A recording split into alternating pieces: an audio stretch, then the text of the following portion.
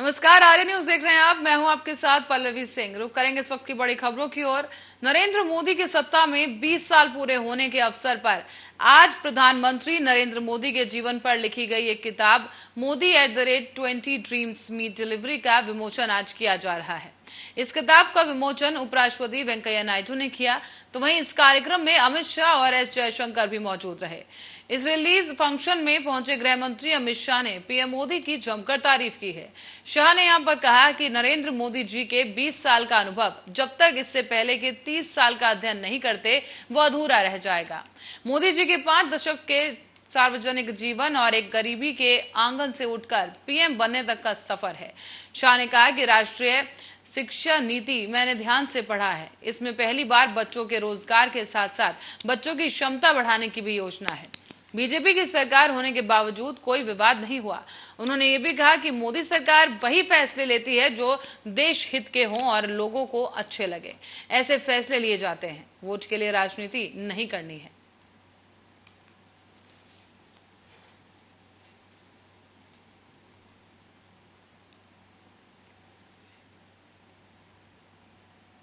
और deputy CM Keshav Prasad Maurya आज फिरोजाबाद पहुंचे, जहां उन्होंने कई गांव का निरीक्षण किया और इसी के साथ साथ आंगनबाड़ी और राशन की दुकानों का निरीक्षण करने भी पहुंचे हैं वो। इसी के साथ ही अधिकारियों के साथ पार्टी के पदाधिकारियों से केशव प्रसाद मौर्य ने मुलाकात की। महानगर अध्यक्ष राकेश शंखवास और गांव हंसराम गणी पहुंचकर उनके साथ वो डिनर भी करेंगे।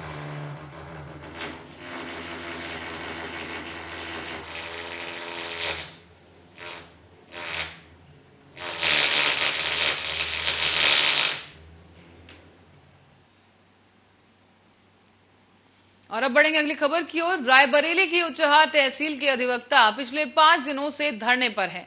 अधिवक्ताओं को यहां आरोप है कि तहसीलदार अजय कुमार गुप्ता अधिवक्ताओं और आम लोगों का उत्पीड़न कर रहे हैं, जबकि अधिवक्ताओं का यह भी आरोप है कि समाधान दिवस के दिन एडीएम एफआईआर को पूरे मामले से अवगत कराया गया था, लेकिन बावजूद इसके तहसीलदार के खिलाफ कोई कार्रवाई नहीं हो रही है।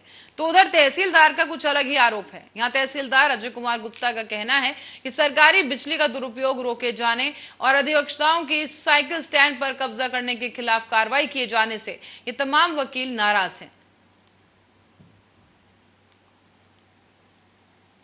ये धरना प्रदर्शन तहसीलदार के अगेंस्ट है। तहसीलदार के क्रियाकलाप जनता और अधिवक्ता के प्रति बर्ताव अच्छा न होने के कारण स्टार्ट किया गया और आज 5वां दिन है जी। क्या मुख्य कारण क्या है? देखिए, पहली बात तो उन्होंने अधिवक्ताओं को टार्चर किया। हमारे एक साथी अधिवक्ता हमारे बगल में खड़े हैं, इनको धक्के मार करके अपने चैम्बर से निकाला, जो बहुत ही न्यायिक प्रणाली का बहुत ही दुर्भाग्यपूर्ण स्थिति है जी। दूसरा, हमारे एक अधिवक्ता साथी को 3 सेट वगैरह उठवा के अपने घर में रखवा लिया, आज तक नहीं वापस दिया, जैसे भी से बराबर करवा दिया। अधिवक्ताओं को बिजली काट देते हैं। अब रही जनता की बात, जनता जो है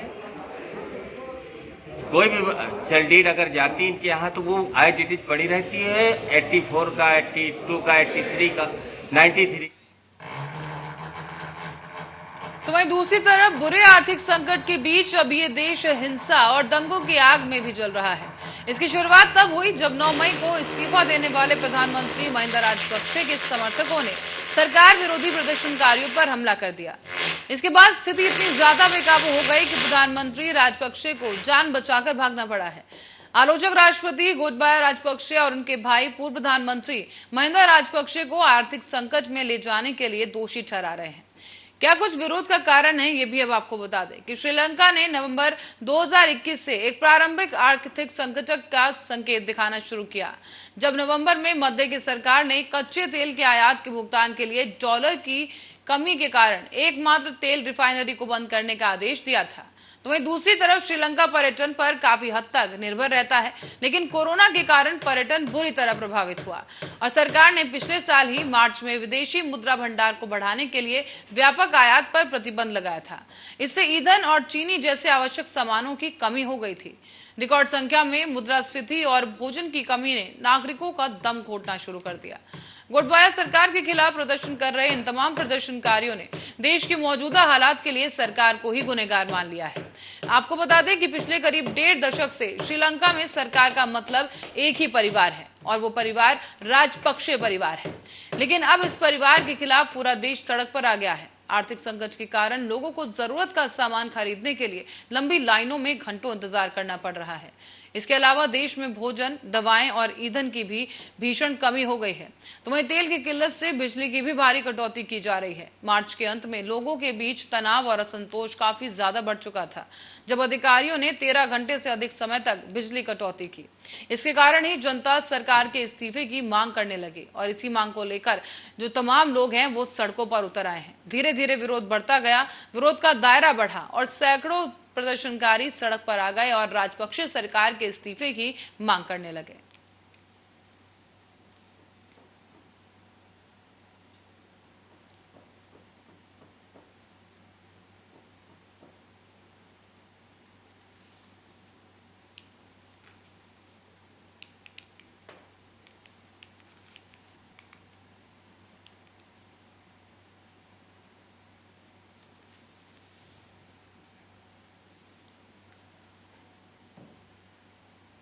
और इसी कड़ी में आपको बता दें कि श्रीलंका के राष्ट्रपति गोटबाया राजपक्षे ने मंगलवार को लोगों से साथी नागरिकों के खिलाफ हिंसा और बदले की कार्रवाई बंद करने का आग्रह किया।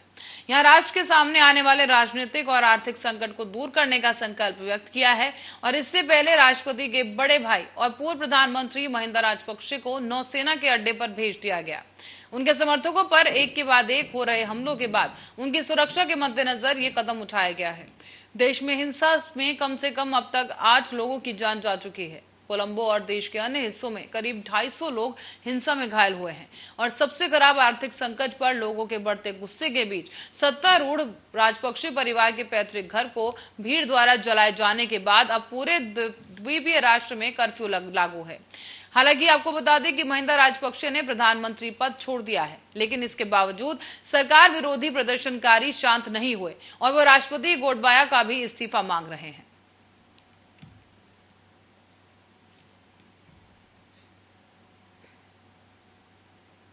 इस बीच पीड़ित सुखराम अब इस दुनिया को अलविदा कर चुके हैं। 95 साल की उम्र में उन्होंने सोमवार को ही दिल्ली के एम्स अस्पताल में अंतिम सांस ली। 95 वर्ष की आयु में दुनिया छोड़ने वाले पंडित सुखराम की शुरुआत बतौर सरकारी कर्मचारी हुई थी। उन्होंने 1953 में नगर पालिका मंडी में बतौर सचिव अपनी सेवाएं दी। इसके बाद 1962 में मंडी सदर से वो निर्दलीय चुनाव लड़कर जीत गए थे। इस दौरान आपको बता दें कि करीब 1967 में इन्हें कांग्रेस पार्टी का टिकट मिला और फिर से चुनाव जीतकर वो विधानसभा पहुंचे। इसके बाद पंडित सुखराम ने कभी पीछे मुड़कर नहीं देखा। उन्होंने मंडी सदर विधानसभा क्षेत्र से 13 बार चुनाव लड़ा और जीत हासिल की। पंडित सुखराम ने कभी भी विधानसभा चुनावों में हार का मुंह नहीं देखा। केंद्र में उनकी जरूरत महसूस होने पर उन्हें लोकसभा का टिकट भी दिया गया। वो लोकसभा का चुनाव भी जीते और केंद्र में कई मंत्रालयों का कार्यभार संभाला।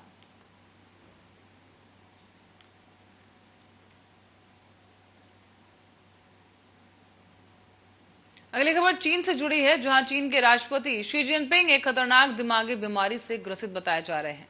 दरअसल मीडिया रिपोर्ट्स का दावा है कि शी जिनपिंग इस समय गंभीर दिमाग की बीमारी सेरेब्रल एन्यूरिज्म से पीड़ित हैं। कहा जा रहा है कि इस बीमारी से छुटकारा पाने के लिए डॉक्टर्स ने सर्जरी कराने की सलाह दी थी, लेकिन जिनपिंग पारंपरिक चीनी दवाओं से ही अपना इलाज करवा रहे थे। रिपोर्ट्स की माने तो राष्ट्रपति शी जिनपिंग पिछले कई महीनों से इससे पीड़ित हैं। इसी कारण दिसंबर 2021 में उन्हें अस्पताल में भर्ती होना पड़ा था। और अब आपको बता दें कि शी जिनपिंग के खराब स्वास्थ्य की खबर कई बार सामने आ चुकी है। शी जिनपिंग के स्वास्थ्य के बारे में पहले से ही कई अटकलें लगाई जाती रही हैं और अब ये ताजा अटकलें सामने आई हैं, जब राष्ट्रपति ने बीजिंग में हुए शीतकालीन ओलंपिक तक किसी भी विदेशी नेताओं से मिलने से मना कर दिया। इससे पहले मार्च 2019 में शी जिनपिंग की इटली यात्रा के दौरान उन्हें चलने में काफी परेशानी हो रही थी। उनके चलने का तरीका असामान्य देखा गया और बाद में उसी दौरे के दौरान फ्रांस में शी जिनपिंग को चलने में परेशानी होती दिखी। उस वक्त उन्हें बैठने के लिए सपोर्ट की जरूरत भी पड़ रही थी।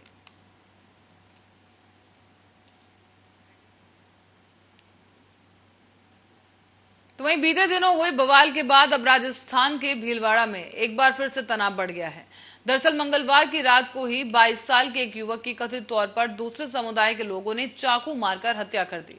जानकारी के मुताबिक ये विवाद पैसों को लेकर शुरू हुआ। युवक की हत्या कर दी गई। तो वहीं घटना के बाद लोगों में काफी आक्रोश फैल गया और अब इसी मुद्दे को लेकर बीजेपी, विश्व हिंदू परिषद और हिंदू जागरण मंच ने आज भीलवाड़ा को बंद बुलाया है। वहीं प्रशासन ने माहौल को देखते हुए इंटरनेट सेवाओं को 24 घंटे के लिए बंद कर दिया। इंटरनेट सेवा सुबह 6 बजे तक के लिए बंद रहेंगी। और आपको बता दें कि ये घटना भीलवाड़ा शहर के कोतवाली थाना क्षेत्र की है। यहां बीती मंगलवार की रात को शास्त्री नगर क्षेत्र में एक मिठाई की दुकान के पास कुछ लोगों का पैसा लेकर विवाद शुरू हुआ। इसी विवाद को लेकर समुदाय की कुछ लड़कों ने दूसरे समुदाय के लड़के पर चाकू से हमला कर दिया, जिससे 22 साल के एक युवक की मौत हो गई है। आपको बता दें, पहले इस युवक को घायल किया गया और जब इस युवक को अस्पताल ले जाया गया तो डॉक्टर्स ने उसे मृत घोषित किया। इसी के बाद इलाके में तनातनी हुई और प्रशासन को कई ठोस कदम उठाने पड़े। आपको ये भी बता दें कि इससे कुछ दिन पहले भी भीलवाड़ा में हिंसा की घटना को देखने को मिली थी, जहां पर सांगनेर इलाके में समुदाय के 2 गुटों के बीच बवाल हो गया था। इसमें मारपीट के बीच बाइक में आग लगा दी गई। हालात को देखते हुए पुलिस बल तैनात करना पड़ा और घटना में 2 युवक घायल हो गए थे, जिन्हें अस्पताल में भर्ती कराया गया। लेकिन इस घटना के बाद पूरे इलाके में पुलिस फोर्स को तैनात करना पड़ा। पुलिस ने सरगर्मी से और हमलावरों की तलाश करते हुए कई लोगों को गिरफ्तार भी किया था।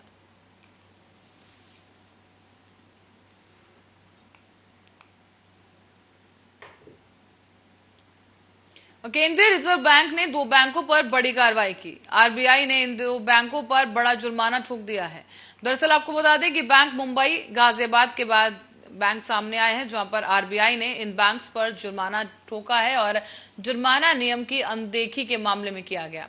दरअसल मुंबई के अभ्युदय कोऑपरेटिव बैंक पर आरबीआई ने कार्रवाई इसलिए की क्योंकि इस बैंक ने आरबीआई के कड़े नियमों की अनदेखी की।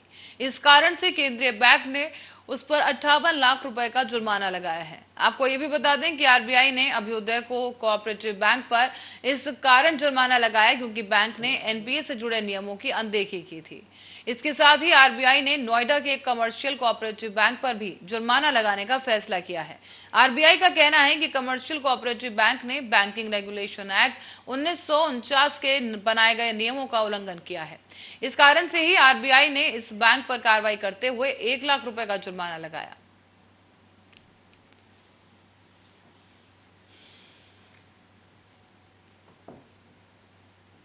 इस बीच चक्रवाती तूफान आसानी का कहर आंध्र प्रदेश में देखने को मिल रहा है। विशाखापट्टनम में आसानी तूफान के प्रभाव के कारण तेज बारिश हो रही है, तो वहीं कई जगहों पर जलभराव की स्थिति भी बनी हुई है। आसानी को लेकर उड़ीसा से आंध्र प्रदेश तक सरकारें भी अब अलर्ट मोड पर आ गई हैं। ऐसे में छत्तीसगढ़ की बात की जाए तो छत्तीसगढ़ में आसानी तूफान की वजह से कई जिलों का तापमान गिर गया है। प्रदेश में कई हिस्से ऐसे हैं जहां अभी भी बादल छाए हुए हैं। आसानी तूफान का सबसे ज्यादा असर बस्तर संभाग में देखने को मिल रहा है, जहां तूफान ने छत्तीसगढ़ के लोगों को भीषण गर्मी से थोड़ी राहत जरूर दी है, लेकिन छत्तीसगढ़ का तापमान पिछले 24 घंटों में शुष्क रहा। अधिकतम तापमान में प्रदेश के सभी संभागों में गिरावट देखने को मिली और प्रदेश के बस्तर संभाग में सामान्य से कम तापमान दर्ज किया गया है। तो वहीं आपको बता दें कि बाकी संभागों में भी तापमान में गिरावट देखने को मिली। न्यूनतम तापमान की बात करें तो प्रदेश के सभी संभागों में विशेष परिवर्तन नहीं हुआ है। हालांकि प्रदेश के सभी संभागों में तापमान इस वक्त सामान्य बना हुआ है।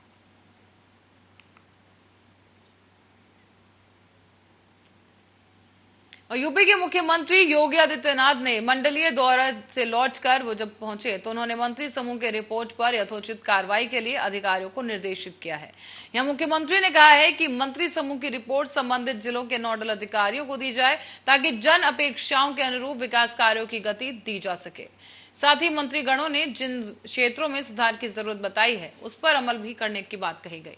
मंत्री समूह के मंडलीय जनपदीय भ्रमण कार्यक्रम के दौरान सतत जारी करते रखने की जरूरत बताते हुए मुख्यमंत्री ने आमजन की समस्याओं के प्रति संवेदनशील होने और त्वरित निराकरण के भी निर्देश दिए। दरअसल मंगलवार को मुख्यमंत्री की अध्यक्षता में लोक भवन में आयोजित एक मंत्रिमंडल की बैठक हुई थी, जहां एक-एक कर सभी 18 मंत्री समूह के अध्यक्षों ने अपने प्रभार वाले मंडलों की जनपदवार स्थिति के बारे में जानकारी दी। इस बैठक में बताया गया कि मुख्यमंत्री के निर्देश अनुसार मंत्री समूह मंडलीय भ्रमण के दौरान मंडलीय समीक्षा बैठक का विकास परियोजनाओं की स्थिति को लेकर जायजा लिया गया। कार्य की गुणवत्ता और समयबद्धता के लिए अधिकारियों को स्पष्ट निर्देश भी दिए गए।